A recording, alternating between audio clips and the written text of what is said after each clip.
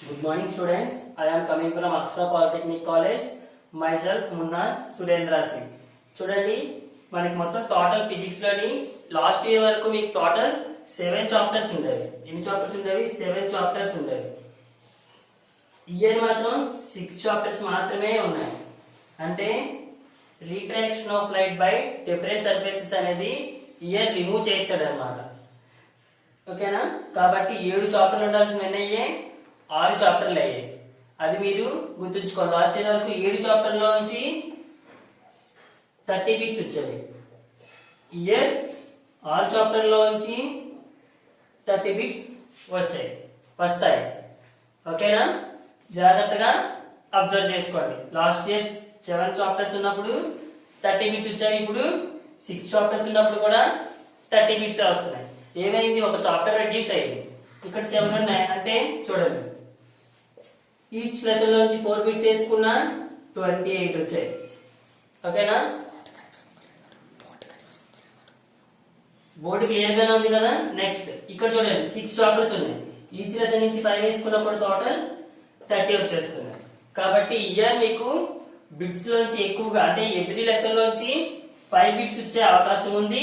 Last year వరకు కూడా 4 bits వచ్చే ఛాన్సెస్ ఉన్నాయి. Last year before last year కూడా 4 బిట్స్ వచ్చాయి లెసన్ కి. ఓకే, ఇంకా 2 బిట్స్ అంటారా?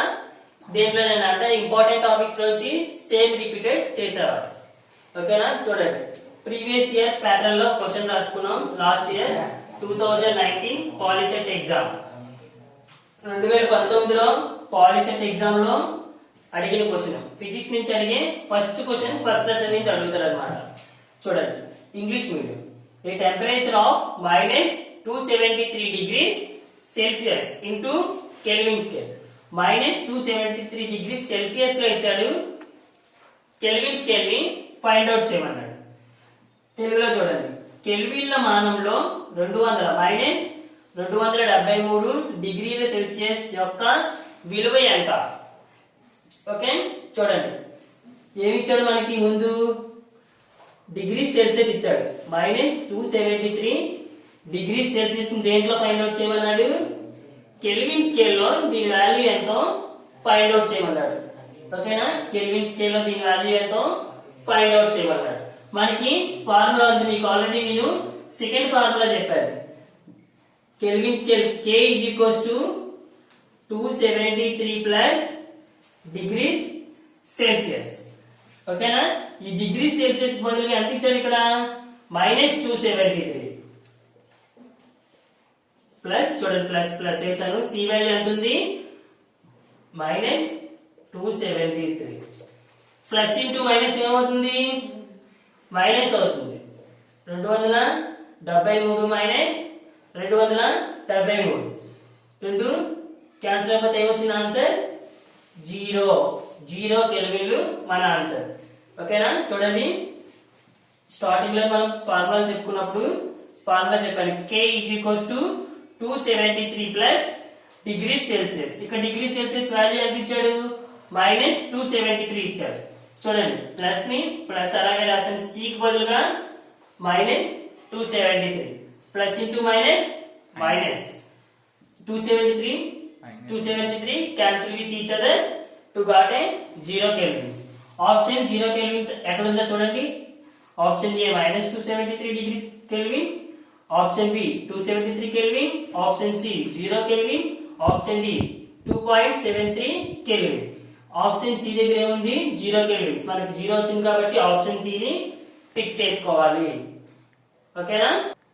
ఓకే, నెక్స్ట్ సమ్ కి మూవ్ అవుతున్నాం. చూడండి,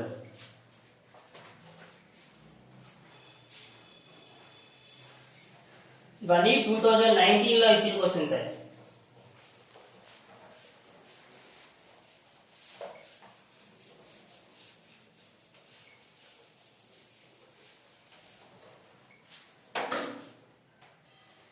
Which among the following statements on temperature is false?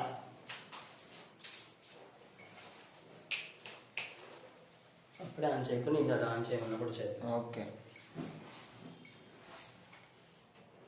Telugu medium వాళ్ళకి తెలుగులో ఇస్తాను. ఫస్ట్ ఇంగ్లీష్ లో రాస్తున్నాను. ఈ క్వశ్చన్ చాలా లెంత్ గా ఉంటుంది కాబట్టి ఫాస్ట్ గా రాసుకోండి. Which among the following arrays కూడా చేసేస్తాను. చాలా మంది answer statement which among the following statement on temperature is false?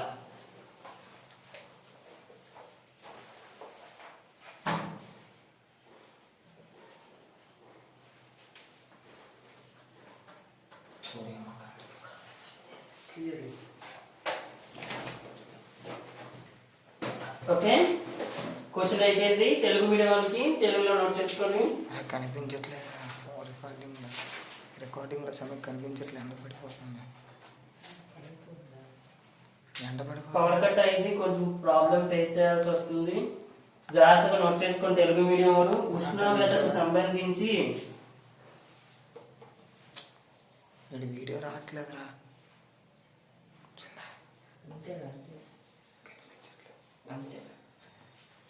అందరికీ బోర్డు క్లియర్ గానే ఉంది కదా?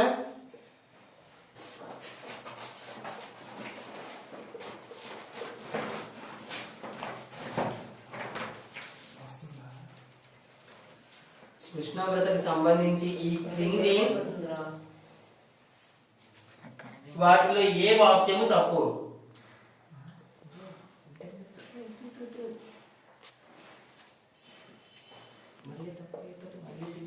క్రింది వాటిలో ఏ వాక్యము తప్పు? కనిపించట్లే. నువ్వు కింది వాక్యం ఆ వాక్యం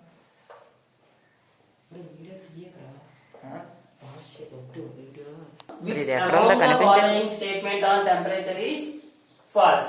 ఇక్కడ ఇచ్చే స్టేట్మెంట్ లో ఏ స్టేట్మెంట్ అనేది టెంపరేచర్ ని ఫాల్స్ అంటుంది. చూడండి తెలుగు మీడియంలో ఉష్ణోగ్రతకు సంబంధించి ఈ కింది వాటిలో ఏ వాక్యము తప్పు? ఓకేనా, అర్థమైందా? ఉష్ణోగ్రతకు సంబంధించి కింది ఇచ్చిన 4 ఆప్షన్స్ లోని ఏ ఆప్షన్ తప్పో మీకు అడుగుతున్నాడు ఇక్కడ. ఓకేనా, చూడండి. ఫస్ట్ ఆప్షన్ ఏమి ఇచ్చాడు? It determines the direction of heat flow.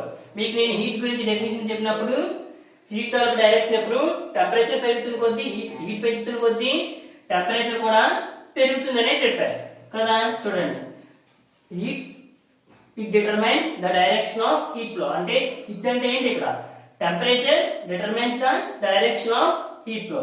ఉష్ణోగ్రత అనేది దిశను నిర్ధారిస్తుంది. ఓకేనా, ఉష్ణం తాలూకా దిశను ఉష్ణోగ్రత అనేది నిర్ధారిస్తుంది.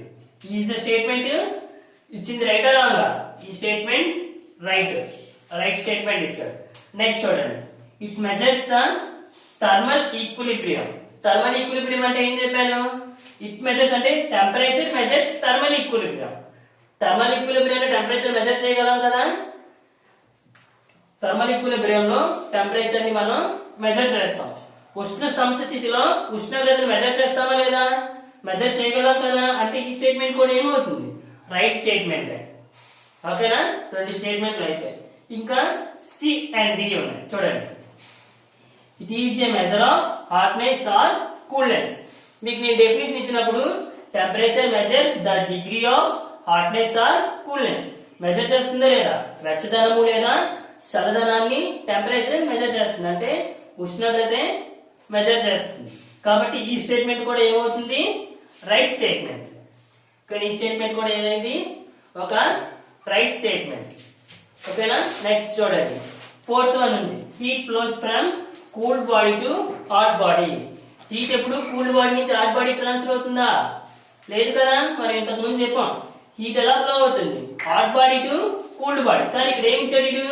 రివర్స్ లో ఇచ్చాడు. కాబట్టి ఏమవుతుంది? అల్ప ఉష్ణోగ్రత నుండి అధిక ఉష్ణోగ్రతకి ఎప్పుడు హీట్ అనేది ఉష్ణం అనేది ట్రాన్స్ఫర్ అవ్వదు. ఎప్పుడు అధిక ఉష్ణోగ్రత నుండి అల్ప ఉష్ణోగ్రతకు మాత్రమే ఉష్ణం అనేది ట్రాన్స్ఫర్ అవుతుంది. అంటే ఇక్కడ ఇచ్చిన ఆప్షన్ ఏది తప్పు వచ్చింది? ఆప్షన్ డి అనేది తప్పు వచ్చింది. మన క్వశ్చన్ లో ఏమడిగాడు? Which among the following statement on temperature is false. ఏది ఫాల్స్ స్టేట్మెంట్ అని అడిగాడు. అడిగినప్పుడు ఇందులో ఫాల్స్ స్టేట్మెంట్ ఏముంది? ఆప్షన్ డి ఉంది. కాబట్టి దీనికి ఆన్సర్ ఏంటి ఇచ్చేయాలి? ఆప్షన్ డి నే టిక్ చేయాలి. Okay, please note it students. Note చేసుకోండి. చూడండి థర్డ్ క్వశ్చన్ మన పాలిసెట్ లో 2019 లో థర్డ్ క్వశ్చన్ ఫిజిక్స్ నుంచి వచ్చింది ఏంటంటే condensation is a change of phase from. మీకు ఆల్రెడీ ప్రీవియస్ క్లాస్ లో నేను డెఫినేషన్స్ అన్ని ఎక్స్ప్లెయిన్ చేశాను. దాని మీదే మీకు చెప్పాను చాలా చాలా ఇంపార్టెంట్ బిట్స్ వస్తాయి, డెఫినేషన్స్ వచ్చేస్తాయి కొన్నిసార్లు అని చెప్పాను. చూడండి condensation is a change of phase from. Phase ఎక్కడి నుంచి ఎక్కడికి చేంజ్ అవుతుందని అడిగాడు. సాంద్రీకరణంలో జరుగు స్థితి మార్పు, స్థితి ఎలా చేంజ్ అవుతుందో సాంద్రీకరణంలో అడిగాడు. చూడండి ఫస్ట్ వన్ లిక్విడ్ నుంచి సాలిడా, సెకండ్ వన్ లిక్విడ్ నుంచి గ్యాసా, నెక్స్ట్ సాలిడ్ నుంచి లిక్విడా, డి గ్యాస్ నుంచి లిక్విడా.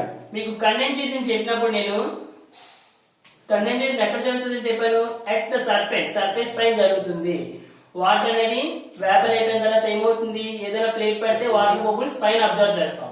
అలా బబుల్స్ అబ్జర్వ్ చేస్తాం అంటే గ్యాస్ బబుల్స్ అబ్జర్వ్ చేస్తాం కదా, ఆ గ్యాస్ అనేది మళ్ళీ మనకి ఎలా కలెక్ట్ అవుతుంది, లిక్విడ్ లా కలెక్ట్ అవుతుంది.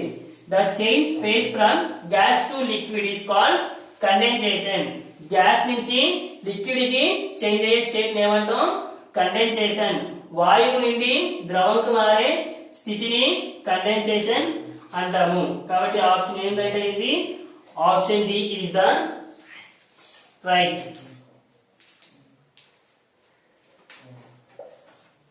ఓకేనా, చూడండి ఇది మాత్రమే కండెన్సేషన్ అవుతుంది. మరి లిక్విడ్ నుంచి గ్యాస్ అయితే ఏమవుతుంది, ఎవాపరేషన్ అవుతుంది, బాష్పీభవనం.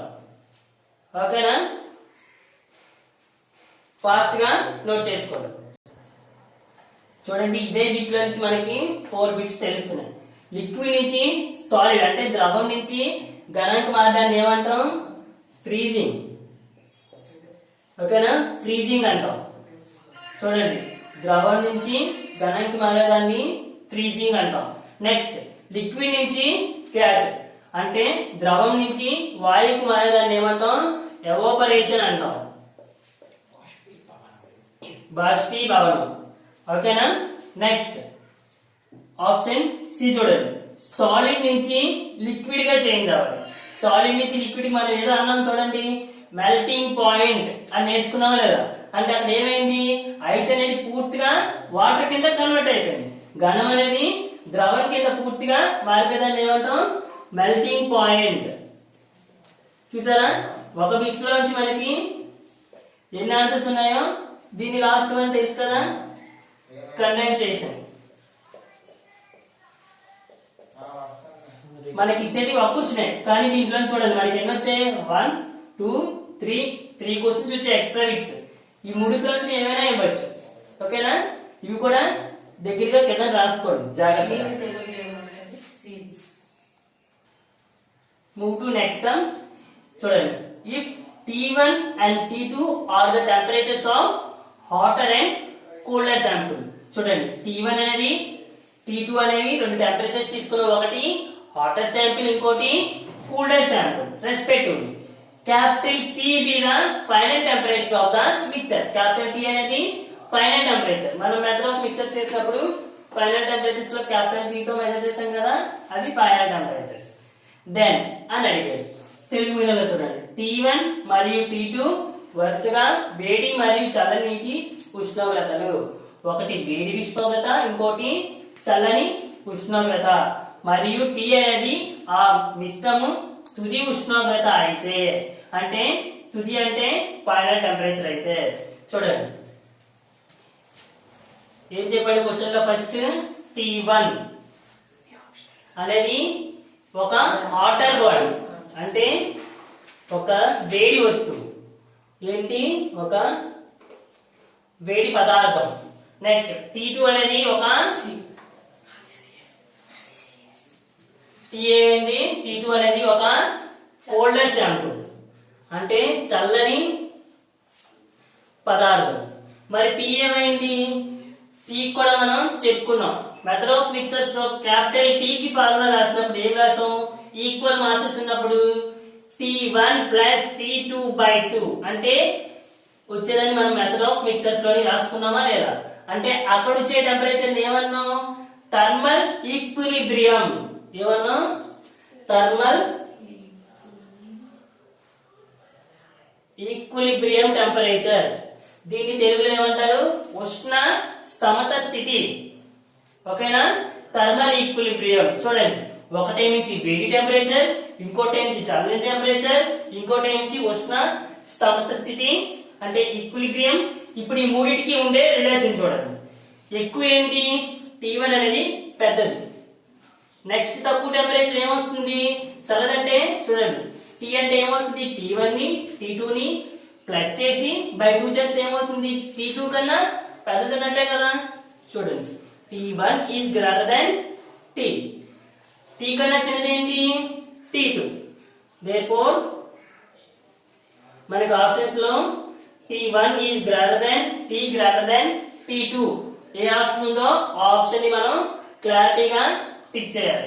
ఇది ఏమడిగాడంటే ఓన్లీ ఒకటి హాటర్ బాడీ, ఒకటి కూలర్ బాడీ, ఇంకోటి థర్మల్ ఈక్విలిబ్రియం అంటే ఫైనల్ టెంపరేచర్స్ అయితే దాని తాలూకా రిలేషన్ ఎలా ఉంటుందో మీకు ఆప్షన్స్ లోని అడిగాడు. చూడండి, first one T greater than T1 greater than T2. ఓకేనా? చూడండి, మీకు ఇచ్చిన అన్నిటికన్నా టెంపరేచర్ ఏది ఎక్కువగా ఉంది? T1 ఎక్కువగా ఉంది. T1 ఇచ్చే ఆప్షన్ ఓన్లీ ఇక్కడ ఒకటే కనబడుతుంది కాబట్టి అదే right option. Option C is the right answer. ఓకేనా? అర్థం చేసుకోవాల్సింది ఏంటంటే T1 అనేది పెద్దది, తర్వాత T, తర్వాత T2. అంతకన్నా చిన్నది ఏమని అడిగితే T2. ఇదే ఆప్షన్స్ ని ఎగ్జామ్స్ లో ఇంకోలా కూడా రాసుకోవచ్చు. చూడండి, ఇదే ఆప్షన్ నేను వేరే విధంగా ఇస్తున్నాను. T2 is less than T is less than T1. ఇలా ఇచ్చినా కూడా రాసేటట్టుగా ఉండాలి. ఇటు T1 అనేది పెద్దది అన్నాడు, నెక్స్ట్ T పెద్దది, T1 ఎక్కువ పెద్దది, తర్వాత T, తర్వాత T2. ఓకేనా? చూడండి, ఇక్కడ ఏం చేసాం? T2 అనేది చిన్నది, దీని మీద పెద్దది ఏంటి? T, దీని మీద పెద్దది ఏంటి? T1. ఇలాగైనా రివర్స్ ఆర్డర్ లో కూడా ఇస్తూ ఉంటాడు. జాగ్రత్తగా నోట్ చేసుకోండి.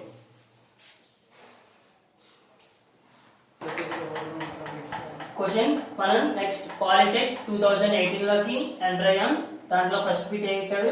The specific heat of water is 1 calorie per gram degrees Celsius.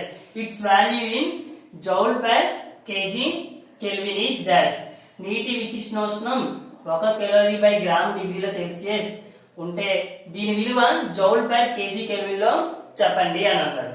చూడండి, మనకి ఏమి ఇచ్చాడు? Specific heat of water value ఇచ్చాడు. ఎంత ఇచ్చాడు? 1 calorie per gram degree Celsius.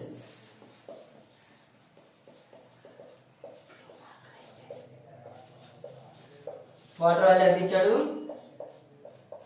1 calorie per gram degree Celsius. Gram డిగ్రీలో సెల్సియస్ లో ఇచ్చినప్పుడు ఏం చేయమన్నాడు? మనకి జౌల్ పర్ కేజీ కెల్విన్ లో కనుక్కోమన్నాడు. మీకు లాస్ట్ టైం నేను ఒక నోట్ పాయింట్ చెప్పాను. స్పెసిఫిక్ చెప్పినప్పుడే 1 calorie per gram degree Celsius is equals to 4.18 into 10 to the power of 3 joule per kg Kelvin. ఈ నోట్ పాయింట్ లో ఇచ్చే బిట్టే ఇక్కడ ఆప్షన్స్ లోని అడిగారు. చూడండి, 1 calorie by గ్రామ్ డిగ్రీల Celsius is equals to 4.18 into 10 to the power of 3 joule per kg Kelvin. చూడండి, 1 calorie per gram డిగ్రీల Celsius is equals to 4.18 into 10 power 3 joule by KG kelvin. నేను ఏదైతే మీకు ఇంపార్టెంట్ అని చెప్పానో అదే బిట్ ఇక్కడ వచ్చింది. కానీ ఆప్షన్స్ లో మీకు ఏం చెప్పాడు? 4.18 into 10 to the power of 3 చెప్పకుండా డైరెక్ట్ గా మల్టిప్లై చేసి వేస్తాడు. 4.18 into 10 క్యూబ్ అంటే 1000. therefore చూడండి, 1000 తో 4.18 ని మల్టిప్లై చేస్తే 4180. ఈ వాల్యూ దేంట్లో చేంజ్ అయిపోయింది? Joule per KG kelvin. Option D. చూడండి, 4180 ఉన్న ఆప్షన్ ఆప్షన్ డి. నోట్ చేసుకోండి ఫాస్ట్ గా. ఒక టేబుల్ కనబడుతుంది.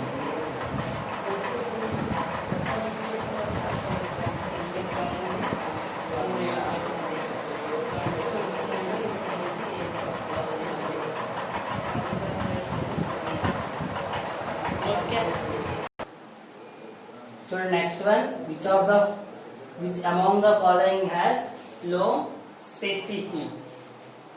అల్ప ఉష్ణోగ్రత కలిగినది ఇది. కిందిరిచ్చే ఆప్షన్స్ జాగ్రత్తగా మనం చదివితే దేనికి తక్కువ లో స్పెసిఫిక్ హీట్ ఉంటుంది. మీకు స్పెసిఫిక్ హీట్ కాన్సెప్ట్ అయిపోయిన తర్వాత వెంటనే మీకు ఒక టేబుల్ ఉంటుంది. ఆ టేబుల్లోని గ్రామ్ డిగ్రీస్ ఇందాక రాసుకున్నాం కదా, joule per KG kelvin or, calorie per gram degree Celsius అని ఒక టేబుల్ ఉంటుంది. హైయెస్ట్ స్పెసిఫిక్ హీట్ అడిగితే వాటర్, లోయెస్ట్ స్పెసిఫిక్ హీట్ అడిగితే మెర్క్యూరీ. లోయెస్ట్ స్పెసిఫిక్ హీట్ ఏంటి? మెర్క్యూరీ. మనం ఆ టేబుల్లో జాగ్రత్తగా అబ్జర్వ్ చేస్తే తెలుస్తుంది. స్పెసిఫిక్ హీట్ తక్కువగా ఉన్నది మెర్క్యూరీ, స్పెసిఫిక్ హీట్ ఎక్కువగా ఉన్నది వాటర్, నీరు. ఓకేనా స్టూడెంట్స్? Thank you.